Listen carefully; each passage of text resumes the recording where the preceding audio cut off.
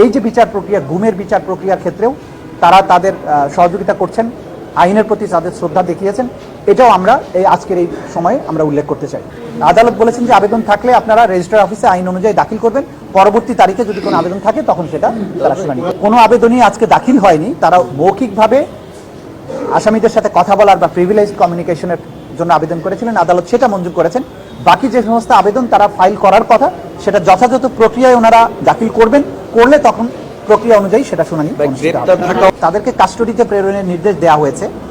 কাস্টডিতে প্রেরণ মানে হচ্ছে কারা কর্তৃপক্ষের অধীনে তারা চলে যাবেন। কারা কর্তৃপক্ষ তাদেরকে কোথায় রাখবেন, অর্থাৎ কোন জেলে রাখবেন, কোন সাব জেলে রাখবেন, ঢাকায় রাখবেন না চট্টগ্রামে পাঠাবেন না অন্য কোথাও রাখবেন, এটা অ্যাবসোলুট অথরিটি কারা কর্তৃপক্ষের, অর্থাৎ সরকারের। আদালতের কাজ হচ্ছে তাদেরকে কাস্টডিতে পাঠিয়ে দেওয়া।